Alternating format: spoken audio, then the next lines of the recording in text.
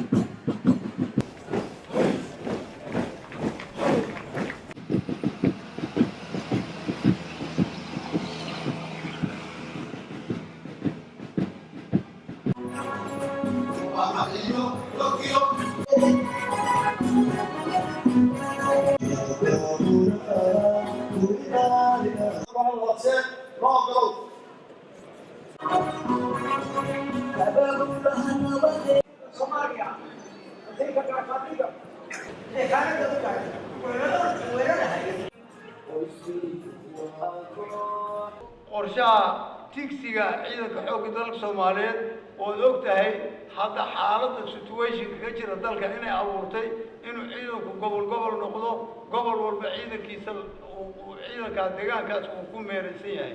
arrintaas muddo badan waxa looga fakaray marka in laga gudbo labaalkaas oo la habeeyo ciidan qaran ujeedada asaasiga marka ciidan isku dhafa laga leeyahay maxay tahay in la helo ciidan qaran oo leh hogaamin midaysan hoosna yimaado dawladda federaalka ah ujeedadaas waxa lagu gaari karaa dawladda dhexe iyo dawlad goboleedka oo isfaham buuxa ka gaara dhismaha ciidan qaran waxaan qorsheynay dhamaystir qorshahaas si loo gaaro loo fuliyo qorshahaas hadafkaas laba marxaladood oo kala duwan marxaladda ugu horeysa waxa weeye in taliska xoogga dalka Soomaaliya iyo wasaaradda gaashaandhiggu ay dhamaystiraan in ciidan walba gobolkaas jooga uu noqdo ciidan isku dhafan oo dadka gobolkaas jooga ay u dhanyihiin marxaladda labaadna waxa weeye in ciidankaas goboleedka ah uu isku bedelo ciidan heer qaran oo lagu daro goboladii kale marka marxaladaas wax yar baa ka dhiman inta guddigii loo xilsaaray isku dhafka ciidanka heer qaran ay dhamaystirayaan hawshooda hawlgal aad u ballaaran xoogga dalka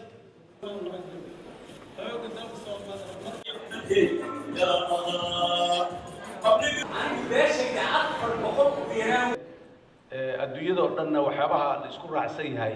oo aan lagu kala aragti duwanin waxaa ka mid ah dalina inaanu jiri karin ilaa uu leeyahay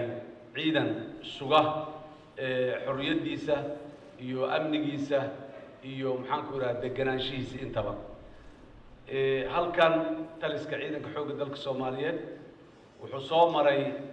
marxalado kala duwan ayuu soo maray taliskan markii la dhisay waagaasi Afrika waa yareeday talisyo noocan ah dawladda qabahay aad iyo aad ayay u yaraayeen waliba technology-ga waagaas cidhidhi ahaa taliskan wuxuu ahaa